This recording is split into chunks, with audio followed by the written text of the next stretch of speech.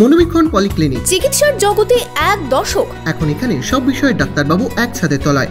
Phone করুন 7477999515 এই নম্বরে। সাত সকালে বাড়ির উঠোনে বোমা উদ্ধারকে ঘিরে চাঞ্চল্য ছড়ালো সীমান্তবর্তী সাগরপাড়া থানার পোল্লাগাড়ি এলাকায়। বাড়ির মধ্যে উদ্ধার হয় একটি সকেট বোমা। জানা গিয়েছে, বৃহস্পতিবার সকালে পোল্লাগাড়ি এলাকার বাসিন্দা স্বপন কুমার মণ্ডল ঘুম থেকে উঠে দেখেন তার বাড়ির উঠোনে পড়ে রয়েছে সকেট বোমা।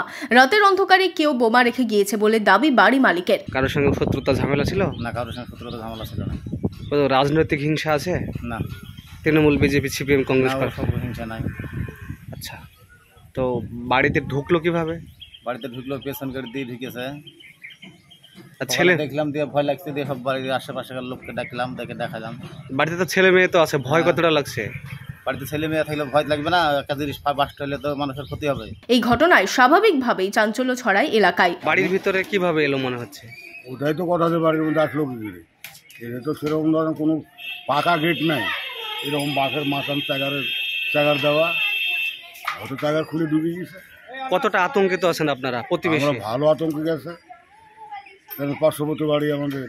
আর এরা কারোর সাথে গণ্ডগোল, ঝগড়া, মারপিট এও সব কিছু নাই, কারোর সাথে সেভাবে কোনো গণ্ডগোল করে না। খবর পেয়ে ঘটনাস্থলে পৌঁছয় পুলিশ। ঘটনাস্থল ঘিরে রাখে। কে বা কারা কি কারণে বোমা রেখেছে তা খতিয়ে দেখছে পুলিশ।